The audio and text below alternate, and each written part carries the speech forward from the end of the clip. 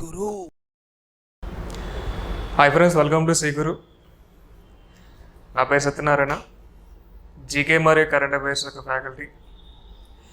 So previously ఉత్తరాంధ్రలో చాలా ఇన్స్టిట్యూట్లో జీకే కరెంట్ అఫైర్స్ అని చెప్పడం జరిగింది. లైక్ గ్రూప్ 2 స్టాండర్డ్ వరకు జీకే కరెంట్ అఫైర్స్ అని నేను బోధించవచ్చు. అయితే మనకి మొదటిసారిగా ఆన్లైన్లో జీకే కరెంట్ అఫైర్స్ అనేవి చెప్పడానికి శ్రీ గురు యాజమాన్యం అనేది అవకాశం ఇవ్వడం జరిగింది. సో ఈ శ్రీ గురు యాజమాన్యంతో అసోసియేట్ అవుతూ అటు ఆన్లైన్ అండ్ ఆఫ్లైన్ క్లాసెస్ అనేవి నేనే డీల్ చేయడం జరుగుతుంది. సో మనకి 2020లో జరిగిన చాలా అంశాలని మనం కరెంట్ అఫైర్స్గా ఒక లిస్ట్ అవుట్ చేసుకుంటే, ఫస్ట్ మనకి 2020 అంటే అందరికీ గుర్తొచ్చే అంశం ఏదంటే కరోనా. సో కరోనా వల్ల చాలామందికి చాలా విధాలుగా చాలా ఇబ్బందికర సిచ్యువేషన్స్ అనేవి రావడం జరిగింది. సో వాటిని పక్కన పెడితే జాతీయ అంశాల పరంగా 2020లో ఏం జరిగినాయి, అంతర్జాతీయ అంశాల పరంగా 2020లో ఏం జరిగినాయి, అవార్డ్స్ పరంగా వచ్చే అంశాలేంటి, క్రీడా రంగానికి సంబంధించి వచ్చే అంశాలేంటి, సదస్సులు సమావేశాలు ఏం జరిగినాయి, వార్తల్లోని వ్యక్తులు కానీ వార్తల్లోని ప్రదేశాల అంశాలకు సంబంధించి కానీ, సో మనకి ముఖ్యమైన దినోత్సవాలు 2020లో జరిగిన ముఖ్యమైన దినోత్సవాలకు సంబంధించి కానీ, విదేశీ పర్యాటన అంశాలకు సంబంధించి కానీ కొన్ని ముఖ్యమైన ఇష్యూస్ అనేవి మనకు జరిగినాయి. ఏంటా ఇష్యూస్ అంటే, భద్రతాపరమైన అంశాల పరంగా భారత్ అనే దేశం చైనా దేశంతో పోరాటం చేస్తుంది. సో అటువంటి అంశాల గురించి, సో మిగిలిన అత్యాచార అంశాలు అనేవి కూడా మనకి దేశవ్యాప్తంగా చాలా ఎక్కువగా జరుగుతున్నాయి. సో వీటి ఏవైతే మనకి ఇష్యూస్ అనేవి ఉంటాయో, మెయిన్ ఇంపార్టెంట్ ఇష్యూస్ అని ఉంటాయో, సో వాటి గురించి కూడా మనం డీల్ చేయడం జరుగుతుంది.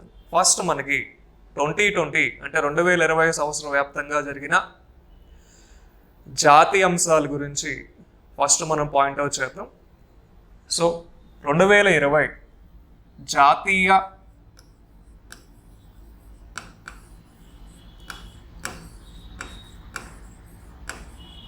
అంశాల గురించి ఫస్ట్ మనం స్టార్ట్ చేద్దాం. అంటే ఓవరాల్గా మనకి 2020లో జరిగిన నేషనల్ ఈవెంట్స్ ఏంటి, అతి ముఖ్యమైన నేషనల్ ఈవెంట్స్ ఏంటి అనే వాటి గురించి మనం పాయింట్అవుట్ చేయడం జరుగుతుంది. అంటే ఇక్కడ ఎవ్రీ మంత్ అనేది మనం చెప్పొచ్చండి, జనవరి నుంచి డిసెంబర్ వరకు ఎవ్రీ మంత్ నేషనల్ ఈవెంట్స్ అనేవి మనం చెప్పొచ్చు. బట్ అలా చెప్పడం వల్ల ఏంటంటే మనకి టైం అనేది చాలా ఎక్కువ సమయం అనేది పడుతుందండి. ఫస్ట్ ఆఫ్ ఆల్ కనుక తీసుకుంటే టైం అనేది మనకి ఎక్కువ సమయం పడుతుంది. ఇప్పుడు ఆన్లైన్లో వేరు, ఆఫ్లైన్లో వేరు. ఆఫ్లైన్లో చెప్పడం వేరు, ఆన్లైన్లో చెప్పడం వేరు. సో మనకి ఒక నేషనల్ ఈవెంట్సే ఎవ్రీ మంత్ మనం చెప్పుకుంటూ వెళ్తే ఆల్మోస్ట్ లేదంటే ఒక 50 వీడియోస్ అనేవి నేషనల్ ఈవెంట్స్ సంబంధించి వస్తాయి. నేషనల్ ఈవెంట్సే 50 వీడియోలు వస్తాయి. ఇంటర్నేషనల్ ఈవెంట్స్ ఎన్ని వస్తాయి, అవార్డ్స్ ఎన్ని వస్తాయి, స్పోర్ట్స్ ఎన్ని వస్తాయి, దినోత్సవాలు ఎన్ని వస్తాయి, వార్తల్లోని వ్యక్తుల ప్రదేశాలు ఎన్ని వస్తాయి. సో ఆఫ్లైన్ కంటే ఆన్లైన్లో ఇలా మనం నెంబర్ ఆఫ్ వీడియోస్ చేసుకుని వెళ్ళడం అనేది అంటే ఒక రకంగా మంచిదే, కానీ స్టూడెంట్స్ అనేవాళ్ళు పేషెన్స్గా చూడరండి. ఫస్ట్ ఆఫ్ ఆల్ మనకు ఒక 1 అవర్ వీడియో పెడితేనే స్టూడెంట్స్ అనేవాళ్ళు దాన్ని స్కిప్ చేసుకుంటూ పోతారు. మ్యాక్సిమం 20 మినిట్స్ 30 మినిట్స్ యొక్క వీడియోని మాత్రమే వాళ్ళు చూడడం జరుగుతుంది. సీరియస్ కాంపిటీటర్స్ ఎవరైతే ఉంటారో వాళ్ళు 1 అవర్ వీడియోని చూడగలరు. బట్ ప్రజెంట్ సినారియో కానీ తీసుకుంటే లెంత్ ఉన్న వీడియోస్ అనేవి కంటే తక్కువ లెంత్ ఉన్న వీడియోస్ అనేవి ఎక్కువ మంది స్టూడెంట్స్ అనేవి రిసీవ్ చేసుకోవడం అనేది జరుగుతుందండి. సో వాళ్ళు మెయిన్గా దృష్టిలో పెట్టుకుని మనకు 2020లో జరిగిన ఓవరాల్ నేషనల్ ఈవెంట్స్ గురించి మనం పాయింట్అవుట్ చేద్దాం. ఈ 2020లో జరిగిన నేషనల్ ఈవెంట్స్లో భాగంగా మొదటి అంశం కనుక తీసుకుంటే, ఈ 2020లో మనకి నాబార్డ్ అనే సంస్థకి నూతన చైర్మన్గా ఒక పర్సన్ని అపాయింట్ చేయడం జరిగింది. సో నాబార్డ్ అనే సంస్థకి అపాయింట్ అయిన నూతన చైర్మన్ ఎవరు, నాబార్డ్ సంస్థ గురించి మనం తెలుసుకోవాల్సిన ముఖ్యమైన అంశాలు ఏంటి. సో నాబార్డ్ అనేది మనకి వ్యవసాయ రంగానికి సంబంధించి వచ్చే అంశం. సో వ్యవసాయ రంగానికి సంబంధించి వచ్చే ముఖ్యమైన అంశాలు ఏంటి అనే వాటి గురించి మనం చూద్దాం. ఫస్ట్, నాబార్డ్ అనే సంస్థకి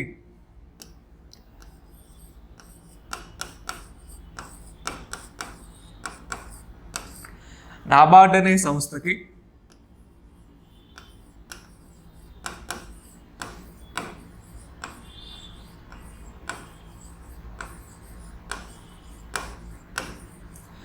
నూతన చైర్మన్ ఎవరంటే చింతల గోవిందరాజులు అనే పేరు వస్తుంది. చింతల గోవిందరాజులు అనే వ్యక్తి 2020వ సంవత్సరంలో నాబార్డ్ అనే సంస్థకి నూతన చైర్మన్గా ఎన్నికవడం జరిగింది. సో మనం నాబార్డ్ అంటే అబ్రివేషన్ అనేది చూద్దామండి. నాబార్డ్ అంటే national bank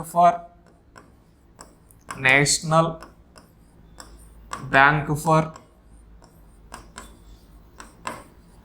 agriculture, national bank for agriculture and rural డెవలప్మెంట్గా నాబార్డ్ అనే ఆర్గనైజేషన్ యొక్క అబ్రివేషన్గా చెప్పచ్చు. అంటే ముఖ్య ఉద్దేశం ఏంటి? పల్లె గ్రామీణ ప్రాంతాల్లో వ్యవసాయం చేసే రైతులకి రుణాలు కల్పించడమే కాకుండా గ్రామీణాభివృద్ధికి సంబంధించి రుణాలు కల్పించే సంస్థగా కూడా నాబార్డ్ వస్తుంది. National bank for agriculture and rural development.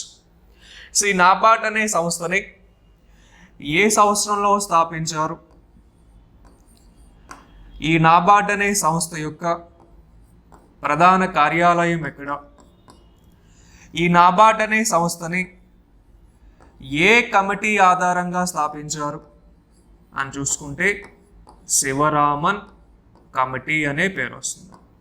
So NABARD అనే సంస్థని స్థాపించింది ఎప్పుడు? 1982. నాబార్డ్ అనే సంస్థకి హెడ్ క్వార్టర్ ఎక్కడ? ముంబై. నాబార్డ్ అనే సంస్థని ఏ కమిటీ ద్వారా స్థాపించారంటే శివరామన్ కమిటీ అని చెప్పొచ్చు. నెక్స్ట్, నాబార్డ్ అంటే ఏం చెప్పామన్నాయి? పల్లె గ్రామీణ ప్రాంతాల్లో వ్యవసాయం చేసే రైతులకు రుణాలు కల్పించే సంస్థ మాత్రమే కాకుండా పల్లె గ్రామీణ ప్రాంతాల యొక్క అభివృద్ధి కోసం రుణాలు కల్పించే సంస్థగా కూడా మనం నాబార్డ్ అని చెప్పొచ్చు. అంటే పల్లె గ్రామీణ ప్రాంతాలు వ్యవసాయ రంగం చేసే రైతులకి ముఖ్యంగా రుణాలు కల్పించే సంస్థ నాబార్డ్. ఇక్కడ మనకి వ్యవసాయ రంగానికి సంబంధించిన అంశాలు పల్లె గ్రామీణ ప్రాంతాల్లో జరుగుతాయా, పట్టణ ప్రాంతాల్లో జరుగుతాయా అంటే ముఖ్యంగా జరిగేది అక్కడ పల్లె గ్రామీణ ప్రాంతాల్లో. సో భారతదేశంలో పల్లె గ్రామీణ జనాభా ఎక్కువగా ఉండే రాష్ట్రం ఏది? ఉత్తరప్రదేశ్. భారతదేశంలో పల్లె గ్రామీణ జనాభా ఎక్కువ ఉండే రాష్ట్రం ఏదంటే ఉత్తరప్రదేశ్. భారతదేశంలో ఎక్కువ జనాభా ఉన్న రాష్ట్రం అన్న ఉత్తరప్రదేశ్ చెప్తారు. 20 కోట్ల పైమాటే ఉత్తరప్రదేశ్ రాష్ట్రం యొక్క జనాభా అని మనం చెప్పొచ్చు. సో రీసెంట్గా అంటే మనకి దేశవ్యాప్తంగా ఒకవైపున కరోనా, ఒకవైపు అత్యాచార అంశాలు, ఒకవైపు భద్రతా అంశాలతో మనం పోరాడుతున్నా మరొక అంశం ఏదేంటి? దేశంలో రైతు ఆత్మహత్యలు అనేది మనకి ప్రతి సంవత్సరం పెరుగుతున్న సంఘటనగా చెప్పచ్చు. భారతదేశంలో రైతు ఆత్మహత్యల యొక్క సంఘటనలు అనేది మనకి ప్రతి సంవత్సరం పెరుగుతున్నాయో తప్ప ఎక్కడా కూడా తగ్గుతున్న సంఘటనలు మనకి ఎక్కడా కనబడలే. ఇప్పుడు రైతు ఆత్మహత్యలు అనేవి జరుగుతున్నాయంటే కారణం ఏంటండి? ఒక రైతు పండించిన పంట అనేది కనీస మద్దతు ధర రాకపోతే ఆ రైతు అనేవాడు పంట పండించడానికి చేసిన అప్పులని తీర్చలేక ఉరి వేసుకున్న సంఘటనలు మనం చూస్తున్నాం. సో మన దేశంలో రైతు ఆత్మహత్యలు ఎక్కువగా జరుగుతున్న రాష్ట్రం ఏదంటే మహారాష్ట్ర. భారతదేశ వ్యాప్తంగా రైతు ఆత్మహత్యలు ఎక్కువగా జరుగుతున్న రాష్ట్రం ఏదంటే మహారాష్ట్ర. మహారాష్ట్ర తర్వాత రైతు ఆత్మహత్యలు ఎక్కువగా జరుగుతున్న రాష్ట్రం ఏదంటే కర్ణాటక. కర్ణాటక తర్వాత రైతు ఆత్మహత్యలు ఎక్కువగా జరుగుతున్న రాష్ట్రం ఏదంటే తెలంగాణ. మరి రైతు ఆత్మహత్యల పరంగా ఆంధ్రప్రదేశ్ ఎన్నో రాష్ట్రం అంటే 6వ రాష్ట్రంగా మనం చెప్పొచ్చు. రైతు ఆత్మహత్యల పరంగా ఆంధ్రప్రదేశ్ ఎన్నో రాష్ట్రం అంటే 6వ రాష్ట్రం. మొదటి 3 రాష్ట్రాలు ఏమంటే మహారాష్ట్ర, కర్ణాటక, తెలంగాణ లాంటి రాష్ట్రాలు చెప్తారు. క్లియర్? ఒక 2014వ సంవత్సరంలోనే 2014 నుంచి 2018 మధ్య దేశవ్యాప్తంగా చనిపోయిన మొత్తం రైతుల సంఖ్య, ఒక్క మహారాష్ట్రలోనే చనిపోయిన మొత్తం రైతుల సంఖ్య దేశవ్యాప్తంగా 2014 నుంచి 2018వ సంవత్సరం మధ్య 31,645 మంది రైతులు చనిపోతే ఒక్క మహారాష్ట్రలోనే 12,815 మంది రైతులు ఆత్మహత్యలు చేసుకోవడం జరిగిందండి. ఇక్కడ ఈ పాయింట్స్ అనేవి కూడా మనకు తెలియాలి. సో మనకి ఈ డేటా అనేది దేని ప్రకారం చెప్తాం? ఎన్సిఆర్బి అనే సంస్థ ఇచ్చే నివేదిక ద్వారా చెప్తాం. ఎన్సిఆర్బి అంటే national crime records bureau. National crime records bureau అనేది మనకి రావడం జరుగుతుంది. అంటే దేశవ్యాప్తంగా రైతు ఆత్మహత్యలు సంబంధించిన అంశాల పరంగా, అత్యాచార అంశాలకు సంబంధించి వచ్చే అంశాల పరంగా, దొంగతనాలకు సంబంధించి వచ్చే అంశాల పరంగా, రోడ్డు ప్రమాదాలకు సంబంధించి వచ్చే అంశాల పరంగా వీళ్ళు మనకి ఎవ్రీ ఇయర్ అనేది రిపోర్ట్ ఇవ్వడం అనేది జరుగుతుంది. సో 2014 నుంచి 2018 మధ్య దేశవ్యాప్తంగా ఎంతమంది రైతులు ఆత్మహత్య చేసుకున్నారంటే 31,645 రైతులు ఆత్మహత్య చేసుకుంటే ఒక మహారాష్ట్రలోనే 12,815 మంది రైతులు ఆత్మహత్య చేసుకోవడం జరిగిందండి. సో ఇంకా మనం వ్యవసాయ రంగానికి సంబంధించి కొంచెం డీప్గా వెళ్దామండి. అంటే ఇంటర్లింకింగ్ పాయింట్స్ పరంగా మనకి తెలియాలి.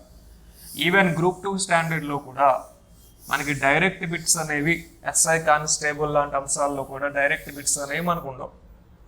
సో ఇక్కడ మనం రాంబాటు గురించి చెప్తున్నాం కాబట్టి వ్యవసాయ రంగానికి సంబంధించి వచ్చే ముఖ్యమైన పాయింట్స్ ఏవైతే ఉన్నాయో వాటన్నిటిని చెప్తాం.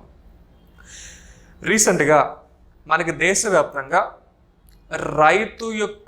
రైతు సంఘాల యొక్క ధర్నా అనేది జరుగుతుంది. కారణం ఏంటి? రీసెంట్గా కేంద్ర ప్రభుత్వం తీసుకొచ్చిన వ్యవసాయ చట్టాలు అనేవి చాలా ప్రమాదకరమైన చట్టాలుగా పరిగణిస్తూ ఉత్తరప్రదేశ్, హర్యానా, ముఖ్యంగా హర్యానా, పంజాబ్ లాంటి రాష్ట్రాలకి చెందిన రైతులు దేశ రాజధాని ఢిల్లీలో ధర్నాలు చేయడం జరుగుతుంది. క్లియర్? సో అఖిల భారత కిసాన్ సభ అధ్యక్షుడు ఎవరు అనేది మనకు తెలియాలి. అఖిల భారత కిసాన్ సభ అధ్యక్షుడు ఎవరంటే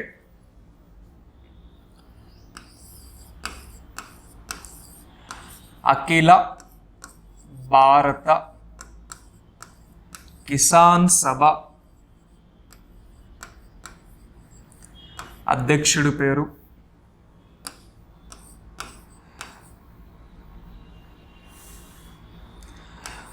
అశోక్ దావలే.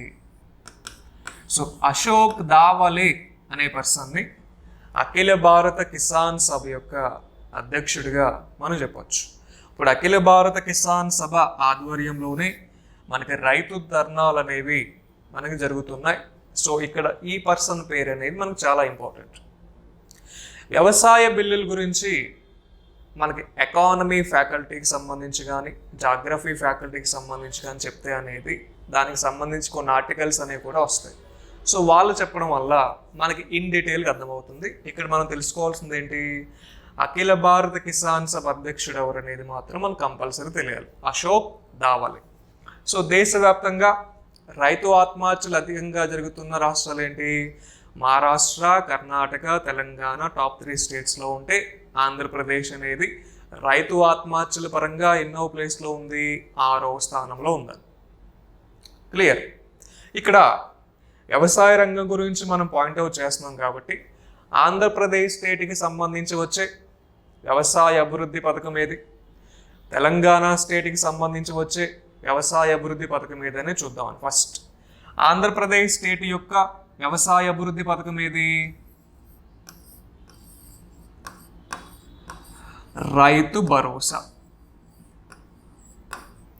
అదే తెలంగాణ స్టేట్ యొక్క వ్యవసాయ అభివృద్ధి పథకం ఏది? రైతు బంధు. ఇది తెలంగాణ స్టేట్ యొక్క వ్యవసాయ అభివృద్ధి పథకం, ఇది ఆంధ్రప్రదేశ్ స్టేట్ యొక్క వ్యవసాయ అభివృద్ధి పథకం.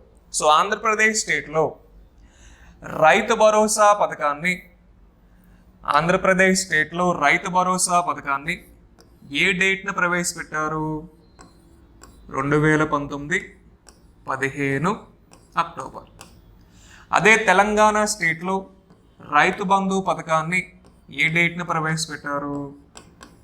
2018 10th మే. సో ఆంధ్రప్రదేశ్ స్టేట్లో వ్యవసాయ రంగానికి ఇచ్చే పెట్టుబడి ఎంత?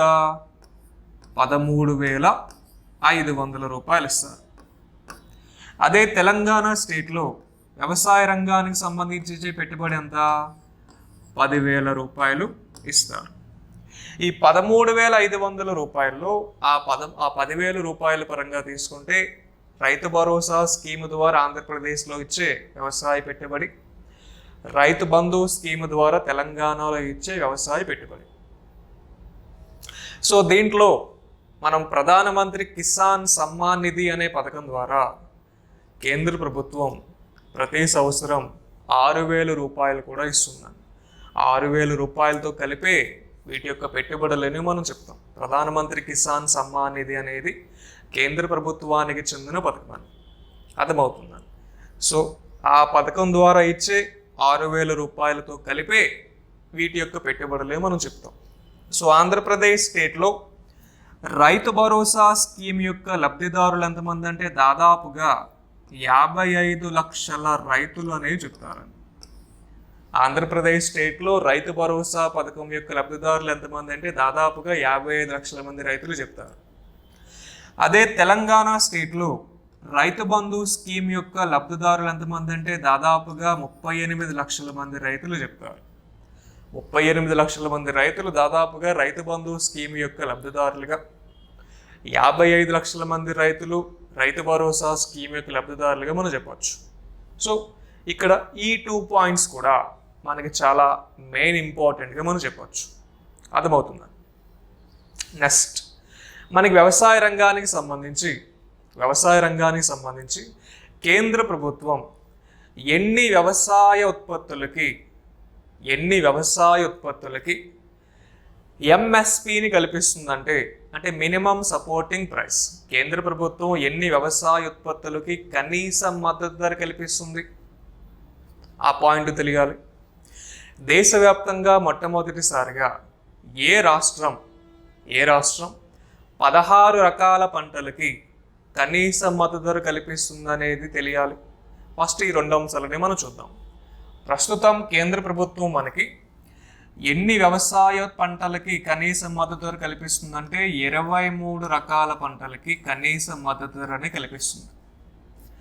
రీసెంట్గా మనకి ఏ రాష్ట్రం 16 రకాల పంటలకి కనీస మద్దతు ధర కల్పిస్తుందంటే కేరళ.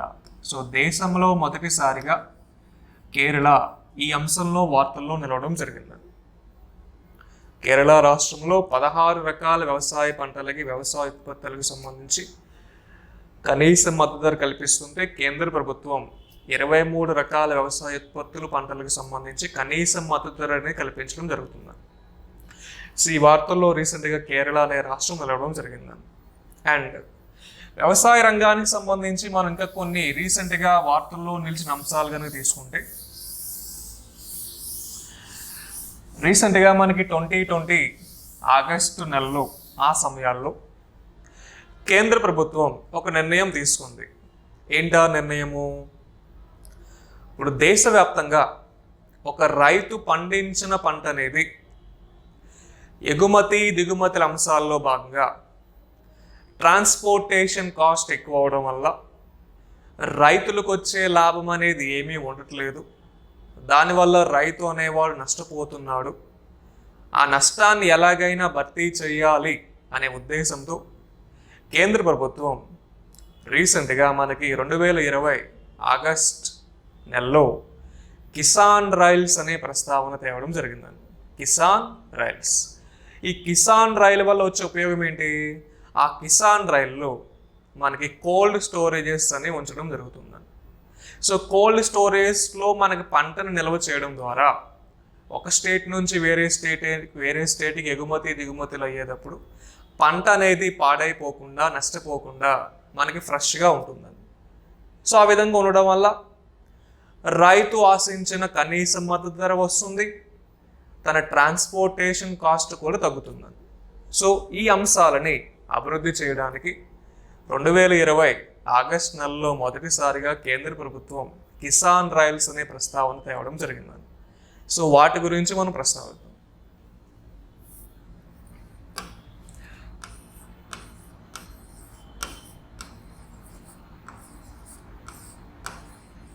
సో మనకి 2020 ఆగస్టు 7వ తేదీన మొట్టమొదటిసారిగా కేంద్ర ప్రభుత్వం ఏ రాష్ట్రం నుంచి ఏ రాష్ట్రానికి ఫస్ట్ కిసాన్ రైల్ని ప్రారంభించింది? రీసెంట్గా మనకి డిసెంబర్లో 100వ కిసాన్ రైలు కూడా ప్రారంభించింది. అది ఏ రాష్ట్రం నుంచి ఏ రాష్ట్రం వరకు? మొదటి కిసాన్ రైలు అనేది ఏ ఏ రాష్ట్రాల మధ్య తెలియాలి, 100వ కిసాన్ రైలు అనేది ఏ ఏ రాష్ట్రాల మధ్య అనేది కూడా తెలియాలి. ఫస్ట్ మనం మొదటి కిసాన్ రైలు గురించి మనం పాయింట్అవుట్ చేస్తే, మొదటి కిసాన్ రైలు అనేది మహారాష్ట్ర నుంచి బీహార్ వరకు ప్రారంభించడం జరిగింది. సో దేశంలో మొట్టమొదటి కిసాన్ రైలు అనేది ఏ ఏ రెండు రాష్ట్రాల మధ్య ప్రారంభించారంటే మహారాష్ట్ర నుంచి బీహార్. మహారాష్ట్రలోని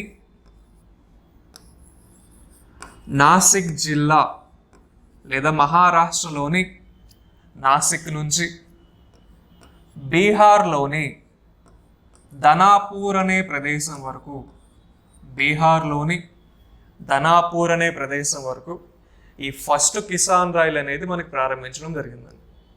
ఆల్రెడీ చెప్పా కిసాన్ రైల్స్ ఎందుకు ఉపయోగపడుతున్నాయని చెప్పడం జరిగింది. సో మొట్టమొదటి కిసాన్ రైల్ని కేంద్ర ప్రభుత్వం ప్రారంభించింది ఎప్పుడు? 2020 ఆగస్ట్ 7వ తేదీ. ఈ ఆగస్ట్ 7వ తేదీన కేంద్ర ప్రభుత్వం ప్రారంభించిన మొట్టమొదటి కిసాన్ రైల్ అనేది ఏ రాష్ట్రాల మధ్య ప్రవేశపెట్టబడింది? మహారాష్ట్ర టు బీహార్. సో మహారాష్ట్రలోని నాసిక్ నుంచి బీహార్లోని ధనాపూర్ వరకు ఈ ఫస్ట్ కిసాన్ రైలు అంశాన్ని తీసుకురావడం జరిగింది. రీసెంట్గా మనకి డిసెంబర్లో 100వ కిసాన్ రైలు కూడా ప్రారంభించడం జరిగిందండి. ఈ 100వ కిసాన్ రైలు అనేది ఏ ఏ రాష్ట్రాల మధ్య ఉందనేది కూడా చూద్దాం. 100వ కిసాన్ రైలు అనేది ఏ ఏ రాష్ట్రాల మధ్య ఉందని చూస్తే, మహారాష్ట్ర నుంచి వెస్ట్ బెంగాల్ వరకు, మహారాష్ట్రలోని సంగోలా అనే ప్రదేశం నుంచి వెస్ట్ బెంగాల్లోని షాలిమార్ అనే ప్రదేశం వరకు రీసెంట్గా డిసెంబర్లో ఈ 100వ కిసాన్ రైలు అంశాన్ని తీసుకురావడం జరిగింది. ఇక్కడ కేంద్ర ప్రభుత్వం దేశంలో వ్యవసాయం చేసే రైతులకి కొంత ఆర్థిక స్వావలంబన కల్పిస్తానికి, ఆర్థిక లాభం అనేది కల్పిస్తానికి ప్రవేశపెట్టిన అంశమే Kisan rail. Export and import activities పరంగా ఇవి మనకి చాలా ఉపయోగపడతాయి. సో దానిలో భాగంగా కేంద్ర ప్రభుత్వం ప్రవేశపెట్టిన మొట్టమొదటి కిసాన్ రైల్ అనేది ఏ రాష్ట్రాల మధ్య ప్రవేశపెట్టబడింది? రీసెంట్గా 100వ కిసాన్ రైల్ని ఏ రాష్ట్రాల మధ్య ప్రవేశపెట్టబడింది అనేది కూడా మనకు తెలియాలి. మొట్టమొదటి కిసాన్ రైల్ మహారాష్ట్ర నుంచి బీహార్ అండ్ 100వ కిసాన్ రైల్ మహారాష్ట్ర నుంచి వెస్ట్ బెంగాల్ అని మనం చెప్పొచ్చు. ఇక్కడ మహారాష్ట్ర, బీహార్, వెస్ట్ బెంగాల్ అనే రాష్ట్రాలు మనం పాయింట్అవుట్ చేసాం. సో ఈ 3 రాష్ట్రాలకి సంబంధించి ఉండే ప్రజెంట్ ముఖ్యమంత్రులు, గవర్నర్ల పేర్లనే చూద్దాం. ఈ 3 రాష్ట్రాలకి సంబంధించి ప్రస్తుత ముఖ్యమంత్రులు, గవర్నర్లు ఎవరనే చూద్దాం. సో ఫస్ట్ మనం మహారాష్ట్ర స్టేట్ కనుక తీసుకుంటే, మహారాష్ట్ర స్టేట్ యొక్క ముఖ్యమంత్రి ఎవరు? ఉద్ధవ్ థాక్రే.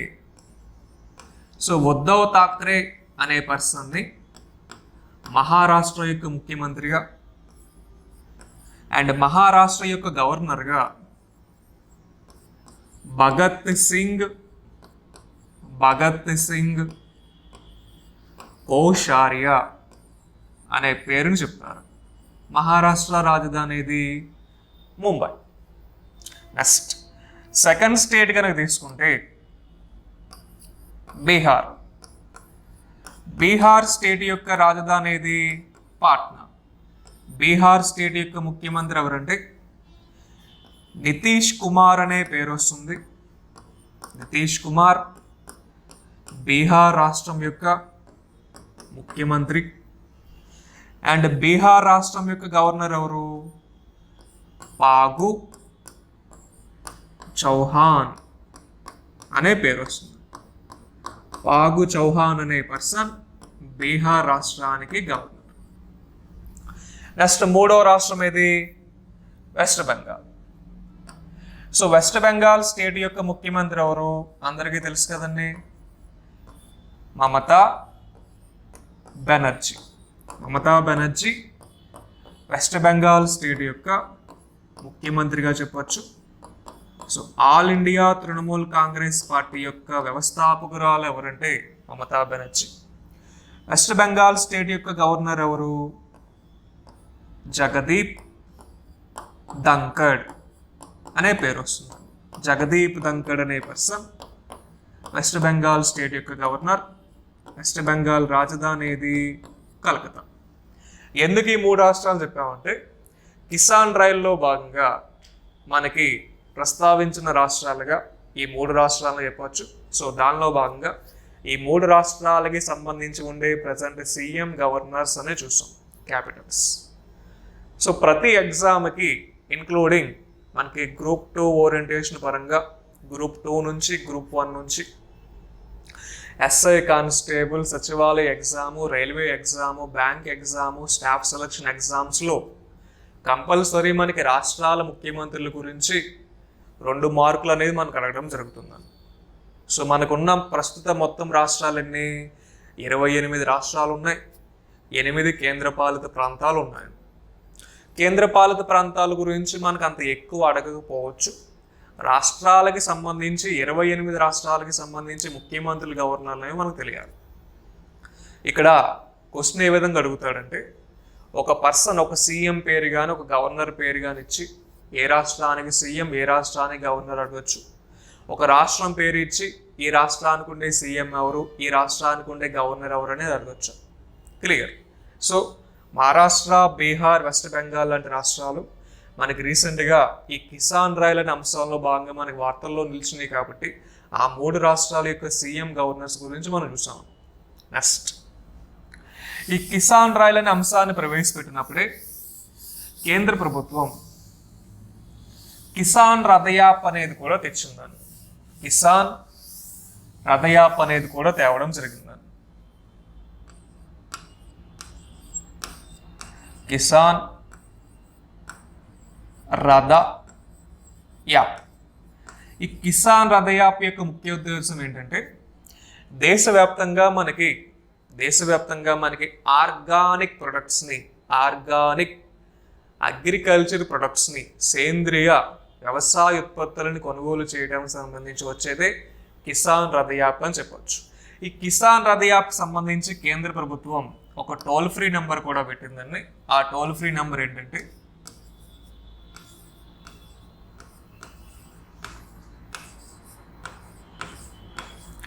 1800-180-4200.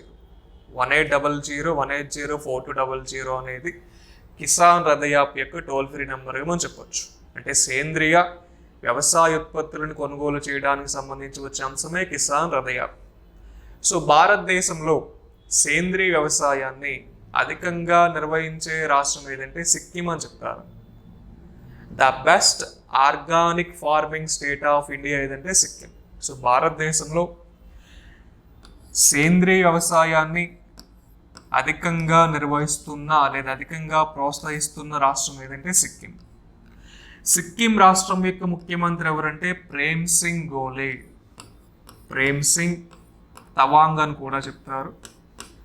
ప్రేమ్ సింగ్ గోలే అనే పేరు కూడా మనం పాయింట్అవుట్ చేయొచ్చు. అదే సిక్కిం స్టేట్ యొక్క గవర్నర్ ఎవరు? గంగా ప్రసాద్. సిక్కిం రాష్ట్రం యొక్క గవర్నర్ ఎవరంటే గంగా ప్రసాద్ అని. ప్రేమ్ సింగ్ గోలేని ఆ రాష్ట్రం యొక్క ముఖ్యమంత్రిగా. సిక్కిం రాష్ట్రం యొక్క రాజధాని ఏదంటే గ్యాంగ్టాక్ అనే పేరు వస్తుందండి. ఇక్కడ సిక్కిం అనే రాష్ట్రాన్ని best organic farming state of India అని చెప్తున్నాము. సిక్కిం రాష్ట్రానికి ప్రచారకర్తగా అంటే సిక్కిం రాష్ట్రం యొక్క విద్యారంగ అభివృద్ధికి, సిక్కిం రాష్ట్రం యొక్క పర్యాటక రంగ అభివృద్ధికి ప్రచారకర్తగా ఏఆర్ రెహమాన్ నియమించడం జరిగింది. సో ఇక్కడ ఏఆర్ రెహమాన్ అనే వ్యక్తి ఏ రాష్ట్రానికి సంబంధించి ప్రచారకర్త అంటే సిక్కిం.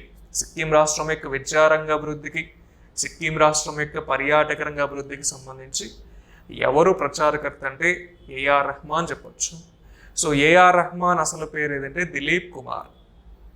ఆయనకి 2009 ఆస్కార్ అవార్డ్స్లో భాగంగా స్లమ్ డాగ్ మిలీనియర్ అనే సినిమాకి సంబంధించి 2 ఆస్కార్ అవార్డులని వచ్చినాయి.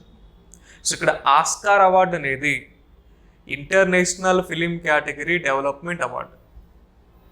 అదే national film category development award ఏది? దాదాసాహెబ్ ఫాల్కే అవార్డు. దాదాసాహెబ్ ఫాల్కే అవార్డు అనేది మన దేశంలో సినిమా రంగానికి సంబంధించి ఎవరైతే ప్రముఖులు ఉంటారో వాళ్ళకి ఇస్తారు. అంతర్జాతీయంగా సినిమా రంగానికి చెందిన ప్రముఖులకి ఇచ్చే అవార్డు ఏది? ఆస్కార్ అవార్డు అనేది వస్తుంది. క్లియర్? మనకు అవార్డ్స్ అనే టాపిక్ వస్తుంది, వాటిలో మనం పాయింట్అవుట్ చేద్దాం. సో సిక్కిం అనే రాష్ట్రాన్ని best organic farming state of ఇండియాగా మనం పాయింట్అవుట్ చేయడం అనేది జరుగుతుంది. సో కిసాన్ రైలు గురించి చూసాం, కిసాన్ రథయాప్ గురించి చూసాం. మనకి ప్రస్తుత కేంద్ర వ్యవసాయ శాఖ మంత్రి ఎవరంటే నరేంద్ర సింగ్ తోమర్. సో నరేంద్ర సింగ్ తోమర్ అనే పర్సన్ని ప్రస్తుత కేంద్ర వ్యవసాయ శాఖ మంత్రి, గ్రామీణాభివృద్ధి శాఖ మంత్రి, అదేవిధంగా పంచాయతీ శాఖ మంత్రిగా కూడా చెప్తారు. వ్యవసాయ శాఖ మంత్రి అయిన ఆయనే, గ్రామీణాభివృద్ధి శాఖ మంత్రి అన్న ఆయనే, పంచాయతీ శాఖ మంత్రి అన్న నరేంద్ర సింగ్ తోమర్ అనే పర్సన్ని మనం పాయింట్అవుట్ చేయడం జరుగుతుంది. సో దేశవ్యాప్తంగా పంచాయతీ సిస్టమ్ని అమలు చేసిన మొదటి రాష్ట్రం ఏదంటే రాజస్థాన్ అనే రాష్ట్రాన్ని చెప్తారు. దేశవ్యాప్తంగా పంచాయతీ సిస్టమ్ని అమలు చేసిన రాష్ట్రం ఏదంటే రాజస్థాన్. సో రాజస్థాన్ అనే రాష్ట్రం పంచాయతీ సిస్టమ్ని ఏ సంవత్సరంలో అమలు చేయడం జరిగింది? సో మనకి దేశవ్యాప్తంగా ఉన్న మొత్తం పంచాయతీల సంఖ్య ఎంత, మొత్తం పల్లె గ్రామీణ ప్రాంతాల సంఖ్య ఎంత అనే పాయింట్స్ అనేవి మనకు తెలియాలి. సో దేశవ్యాప్తంగా పంచాయతీరాజ్ సిస్టమ్ని అమలు చేసిన మొట్టమొదటి రాష్ట్రం ఏదంటే రాజస్థాన్.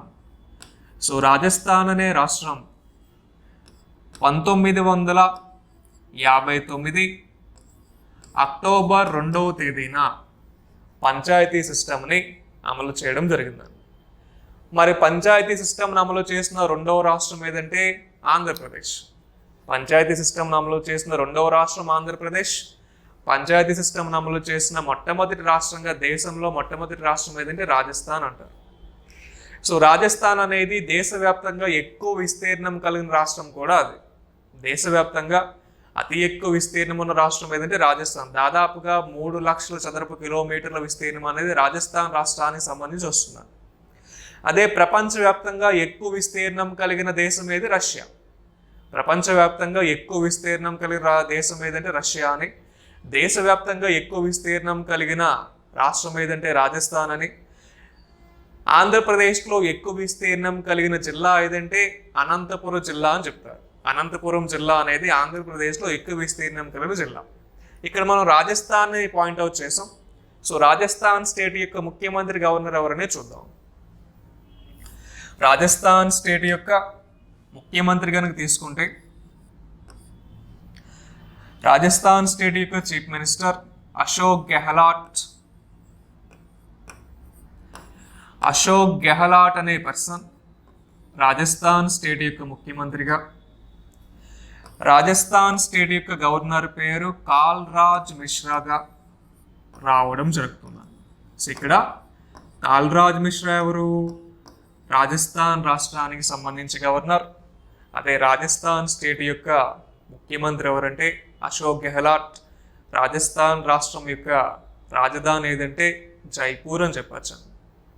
సో జైపూర్ అనేది రీసెంట్గా మనకి వార్తల్లో నిలవడం జరిగింది. దేనిలో భాగంగా జైపూర్ మనకి వార్తల్లో నిలిచింది అనేది కూడా చూద్దాం. ఫస్ట్ మనకి ఇక్కడ పాయింట్ ఏంటి? దేశవ్యాప్తంగా పంచాయతీ సిస్టమ్ అమలు చేసిన మొట్టమొదటి రాష్ట్రం ఏదంటే రాజస్థాన్ అని, 2వ రాష్ట్రం ఏదంటే ఆంధ్రప్రదేశ్ అని చెప్పొచ్చు.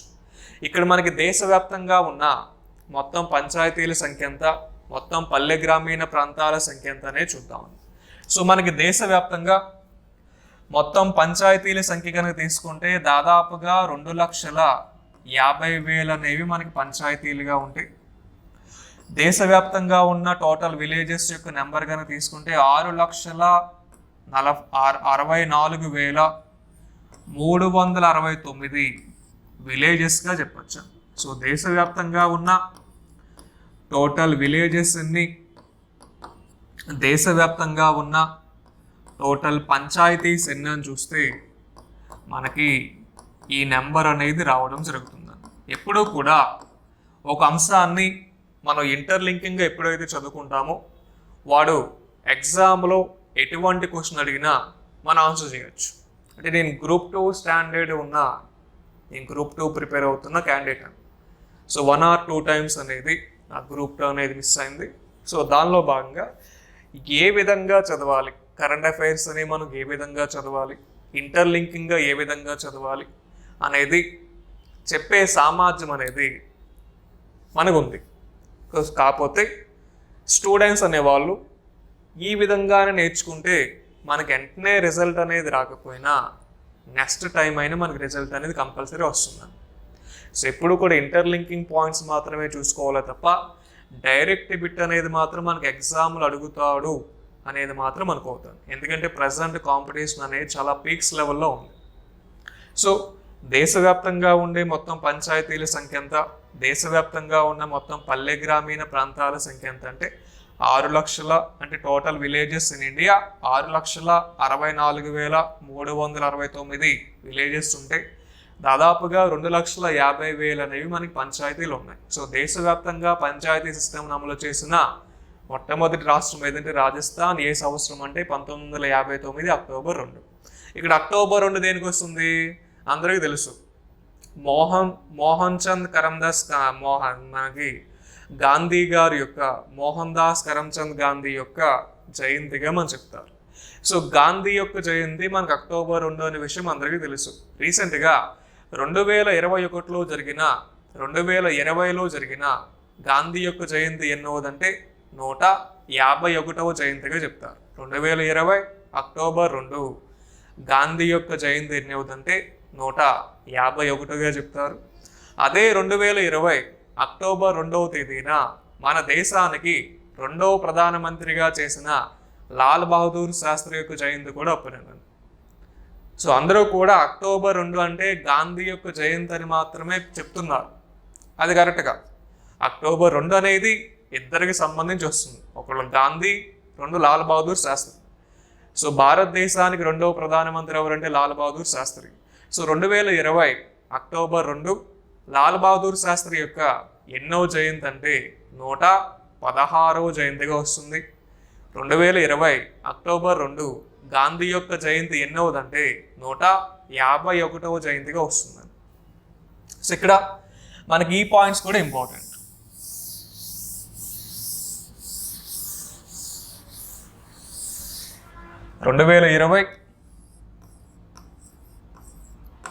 అక్టోబర్ 2 గాంధీ యొక్క జయంతి పరంగా తీసుకుంటే 151. అదే లాల్ బహదూర్ శాస్త్రి యొక్క జయంతి పరంగా తీసుకుంటే 116. సో ఈ పాయింట్ అనేది మనకు క్లియర్.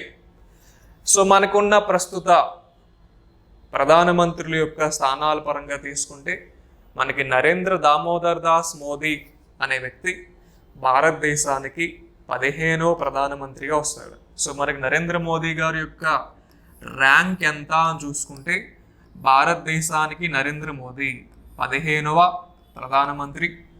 ఆయన 2019 ఎన్నికల్లో ఏ ప్రదేశం నుంచి ఎన్నికయ్యాడంటే వారణాసి. సో నరేంద్ర మోదీ యొక్క నియోజకవర్గం ఏది? వారణాసి, ఉత్తరప్రదేశ్. సో భారతదేశానికి ఎన్నో ప్రధానమంత్రికి ఈయన వస్తాడంటే 15వ ప్రధానమంత్రిగా వస్తాడండి.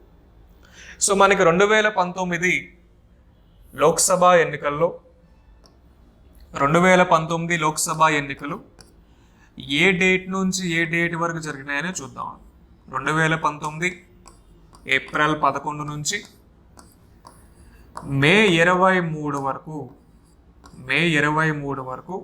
మనకి 2019 17వ లోక్సభ ఎన్నికలను నిర్వహించారు. ఈ 17వ లోక్సభ ఎన్నికల్లో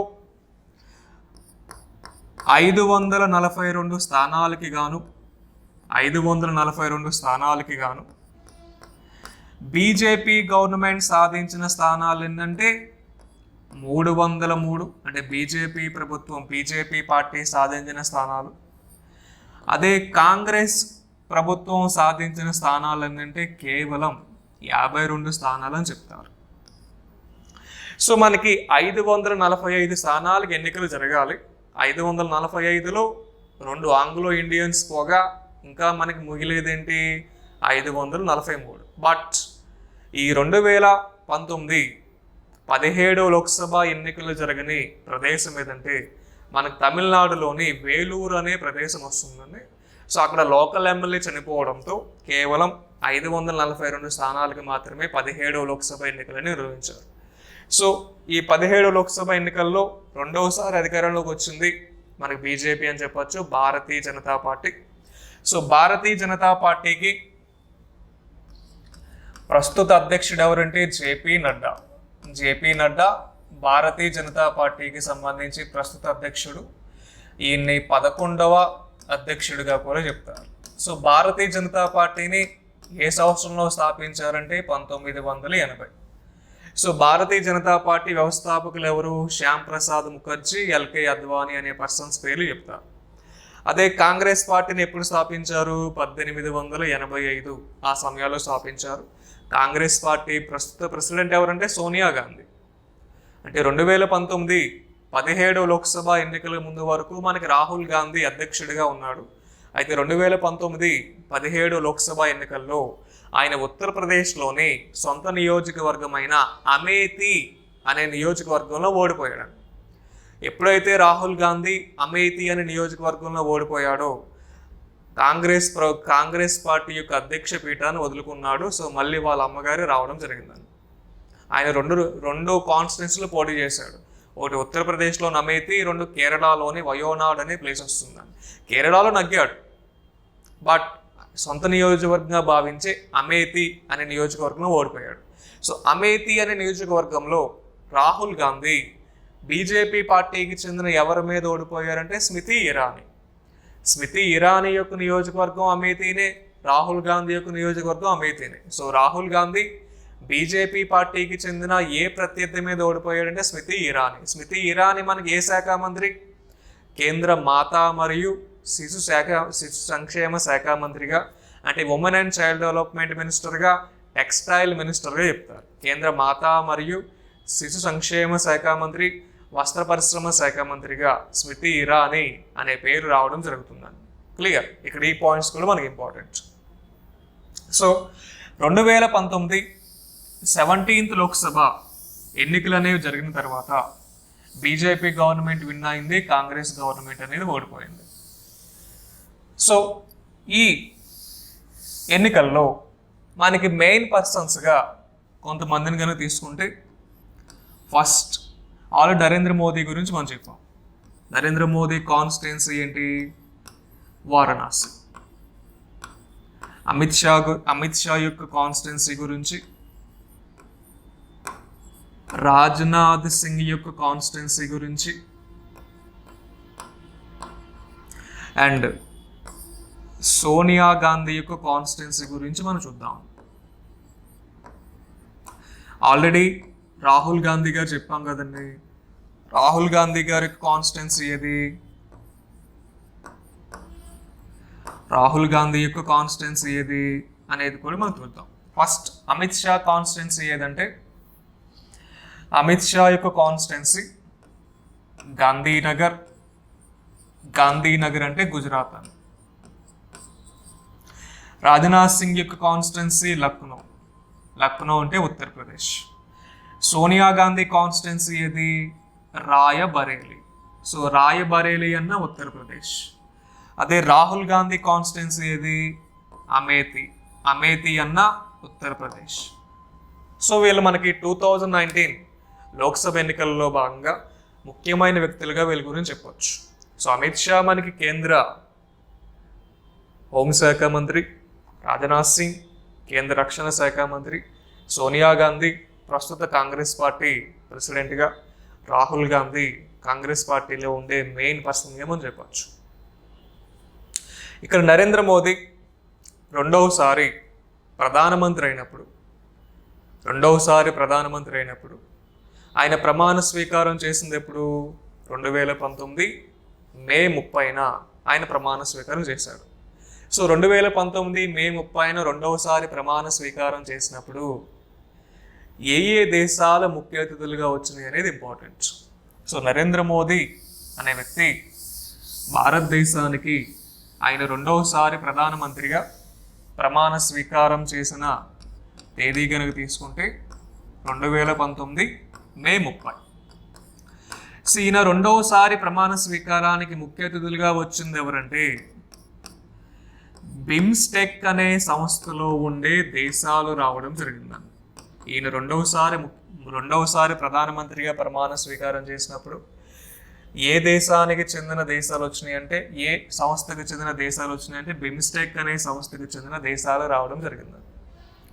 సో ఫస్ట్ బిమ్స్టెక్ అంటే అబ్రివేషన్ ఏంటి? Bay of Bengal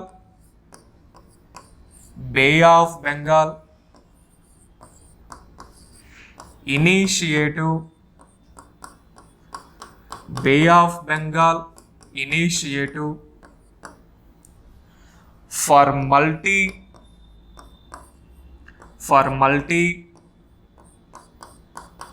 sectoral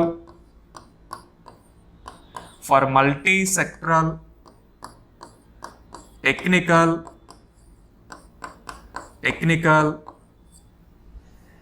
economic cooperation గా బిమ్స్టెక్ అనే సంస్థ యొక్క అబ్రివేషన్గా మనం చెప్పొచ్చు. సో ఎందుకు ఈ బిమ్స్టెక్ అనేది మనకు వార్తల్లో వచ్చింది? నరేంద్ర మోదీ రెండవసారి భారతదేశానికి ప్రధానమంత్రిగా ప్రమాణ స్వీకారం చేసినప్పుడు ఏ సంస్థలో ఉండే దేశాలు ముఖ్య అతిథులుగా వచ్చినాయంటే బిమ్స్టెక్ అనే సంస్థలో ఉండే దేశాలు ముఖ్య అతిథులుగా వచ్చినాయి.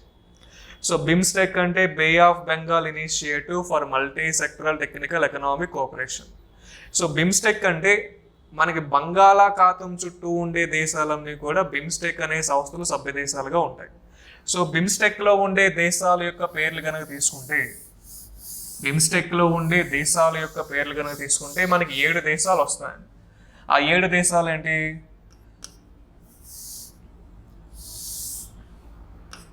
ఒకటి భారత్, 2 బంగ్లాదేశ్, 3 శ్రీలంక,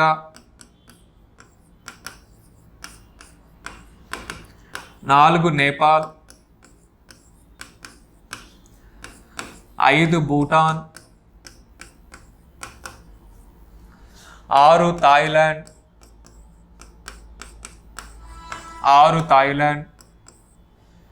7 మయన్మార్. ఈ దేశాలు బిమ్స్టెక్ అనే సంస్థలో సభ్య దేశాలు.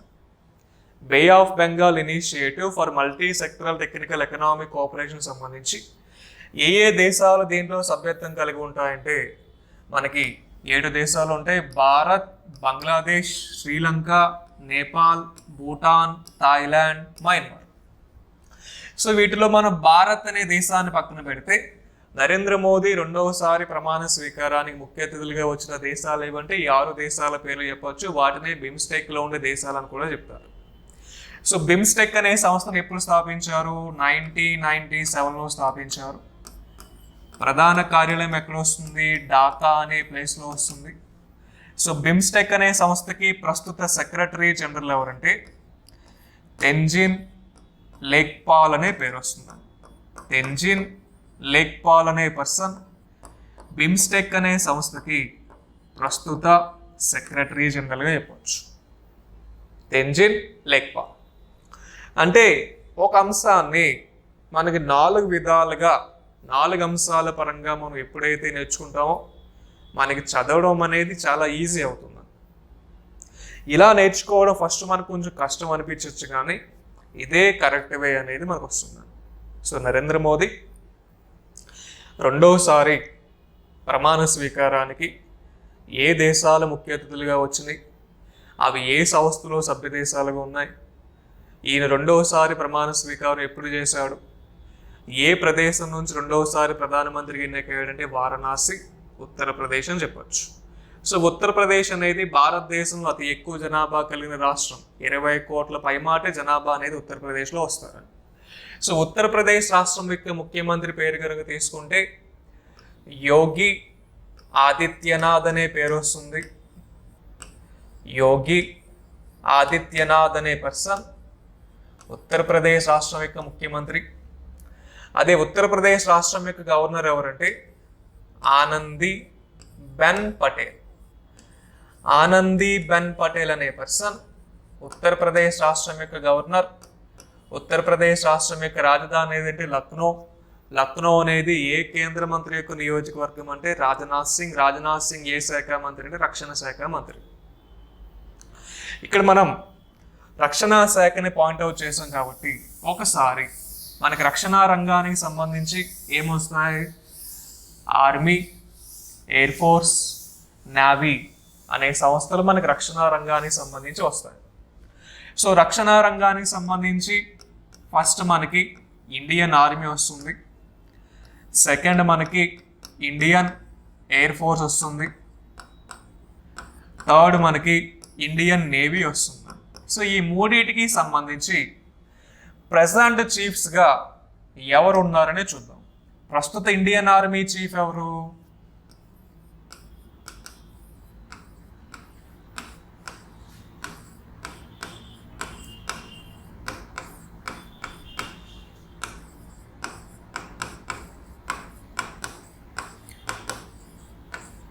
మనోజ్ ముకుంద్ నరవానే ప్రస్తుత ఇండియన్ ఆర్మీ చీఫ్.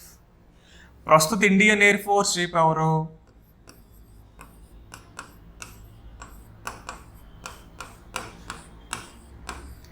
ప్రస్తుత Indian air force chief name కనుక తీసుకుంటే రాకేష్ కుమార్ సింగ్. రాకేష్ కుమార్ సింగ్ భదౌరియా అనే పేరు వస్తుంది. ప్రస్తుత ఇండియన్ నేవీ చీఫ్ ఎవరు అంటే కరంబీర్ సింగ్. కరంబీర్ సింగ్ అనే పేరు వస్తుంది. Karambir Singh. So present Indian army, Indian air force, Indian navy యొక్క చీఫ్స్గా మనం వీళ్ళ పేర్లు చెప్పచ్చు. Manoj Mukund Naravane Indian army, Rakesh Kumar Singh Bhadauria Indian air force, Karambir Singh అనేవాడు ఇండియన్ నేవీకి సంబంధించి వస్తాడు. ఇండియన్ ఆర్మీ డే జనవరి 15న నిర్వహిస్తారు. Indian air force day October 8న నిర్వహిస్తారు. ఇండియన్ నేవీ డే డిసెంబర్ 4న నిర్వహిస్తారు. సో మనకి ప్రపంచవ్యాప్తంగా అత్యధిక మిలిటరీ సామర్థ్యం కలిగిన దేశాల్లో భారతదేశం ఎన్నో దేశం అంటే 4వ దేశం. ప్రపంచవ్యాప్తంగా అత్యధిక మిలిటరీ సామర్థ్యం కలిగిన దేశాల్లో భారతదేశం 4వ దేశం. First America, second China, 3 Russia. ఈ 3 దేశాల తర్వాత వచ్చేదే భారతదేశం అని చెప్పచ్చు. సో నరేంద్ర మోదీ భారతదేశానికి ప్రధానమంత్రి అయిన తర్వాత దేశానికి అధికంగా విదేశీ ప్రత్యక్ష పెట్టుబడులు రావడానికి చాలా ప్రయత్నిస్తున్నాడు ఆయన. అదేవిధంగా రక్షణ రంగాన్ని అభివృద్ధి చేయడానికి కూడా చాలా విధాలుగా ప్రయత్నించడం జరుగుతుంది. సో మనం చూస్తున్నాం అటు పాకిస్తాన్ ఇటు చైనాతో మనకి డే బై డే సరిహద్దు సమస్యలు అనేవి పెరుగుతున్నాయి తప్ప ఎక్కడ కూడా తగ్గుతున్న అంశాలు మనకు కనబడతలేదు. సో ఆ 2 దేశాలు మనం ఎదుర్కోవాలంటే కంపల్సరీ మనకి రక్షణ రంగం అనేది అభివృద్ధి చెందాలి. సో రక్షణ రంగ అభివృద్ధిలో భాగంగానే భారతదేశం రఫేల్ యుద్ధ విమానాలకు సంబంధించి ఒప్పందం ఏ దేశంతో చేసుకుందంటే ఫ్రాన్స్ అనే దేశంతో చేసుకుంది. రఫేల్ యుద్ధ విమానాలను భారత్ ఏ దేశం నుంచి కొంటుందంటే ఫ్రాన్స్ అనే దేశం నుంచి. ఇక్కడ మరి రఫేల్ అనే పాయింట్ వచ్చింది కాబట్టి ఒకసారి దాని గురించి చూద్దాం. అంటే భారత్ రక్షణ రంగంలో భాగంగా ఫ్రాన్స్ దేశం నుంచి ఎన్ని రఫేల్ యుద్ధ విమానాలు కొంటుంది అని చూస్తే 36 రఫేల్ యుద్ధ విమానాలు కొంటుంది. ఈ 36 రఫేల్ యుద్ధ విమానాలను కొనుగోలు చేయడానికి ఎంత బడ్జెట్ కేటాయించారు? 60,000 కోట్ల రూపాయలు కేటాయించారు. సో ఈ 36 రఫేల్ యుద్ధ విమానాల్లో 36 రఫేల్ యుద్ధ విమానాల్లో మనకి ఇప్పటి వరకు ఎన్ని వచ్చినాయి? 11 రఫేల్ యుద్ధ విమానాలు వచ్చినాయి. 11 రఫేల్ యుద్ధ విమానాలు వచ్చినాయి. మొదటి స్టేజ్లో భాగంగా, ఫస్ట్ స్టేజ్లో భాగంగా మనకి జూన్ 27న 5 రఫేల్ యుద్ధ విమానాలు వచ్చినాయి. సెకండ్ స్టేజ్ అంటే నవంబర్ 4వ తేదీన అనదర్ 3 రఫేల్ యుద్ధ విమానాలు వచ్చినాయి. థర్డ్ స్టేజ్ అంటే జనవరి 23, 24 తేదీల్లో అనదర్ 3 రఫేల్ యుద్ధ విమానాలు మనకు రావడం జరిగింది. సో మొత్తం మనకు వచ్చినాయి ఎన్ని? 11 రఫేల్ యుద్ధ విమానాలు మనకి రావడం జరిగింది. సో ఇంకా రావాల్సిన ఎన్ని? 36 రఫేల్ యుద్ధ విమానాలు రావాలి. సో ఏ సంవత్సరం నాటికి మనకి 36 రఫేల్ యుద్ధ విమానాలు భారతదేశానికి వస్తాయంటే 2023వ సంవత్సరం నాటికల్లా మనకి 36 రఫేల్ యుద్ధ విమానాలు అనేవి మన దేశానికి రాబోతున్నాయి. సో వాయుసేన అభివృద్ధికి సంబంధించి రఫేల్ యుద్ధ విమానాలు అనేవి కీలక పాత్ర పోషించనున్నాయి. సో ఎంత బడ్జెట్తో కొంటున్నామనేది తెలియాలి, ఇప్పటి వరకు ఎన్ని వచ్చినాయి అనేది కూడా మనకి ప్రస్తావన అనేది తెలియాలి. క్లియర్? సో ఇక్కడ మనం ఫ్రాన్స్ అనే దేశాన్ని మనం పాయింట్అవుట్ చేసాం. ఫ్రాన్స్ అనే దేశం యొక్క ప్రెసిడెంట్ ఎవరు? ప్రస్తుత ఫ్రాన్స్ దేశం యొక్క ప్రెసిడెంట్ ఎవరంటే ఎమాన్యుయల్ మ్యాక్రాన్ అనే పేరు వస్తుంది. ఎమాన్యుయల్ మ్యాక్రాన్ అనే పర్సన్ ఫ్రాన్స్ అనే దేశం యొక్క ప్రెసిడెంట్గా. ఫ్రాన్స్ యొక్క రాజధాని ఏదంటే ప్యారిస్ అని. యూరో అనేది కరెన్సీగా మనం చెప్పచ్చు. యూరో అనేది కరెన్సీగా చెప్పచ్చు. సో ఈ జనవరి 24, 25 తేదీల్లో థర్డ్ స్టేజ్లో భాగంగా మనకి అనదర్ 3 రఫేల్ ఎయిర్క్రాఫ్ట్ అనేది మనకు రావడం జరిగిందండి. క్లియర్? సో ఇక్కడ ఈ అంశాలన్నీ కూడా మనకి చాలా ఇంపార్టెంట్ అండి. ఎప్పుడైతే మనం ఇంటర్లింకింగ్గా మనం నేర్చుకుంటామో ప్రతిదానికి యూజ్ అవుతాయి. సో ఇది మనకి మెయిన్ డేటా. ఇలాగే మనకి మిగతా అంశాల గురించి కూడా మనం పాయింట్అవుట్ చేయడం జరుగుతుంది. So all the best.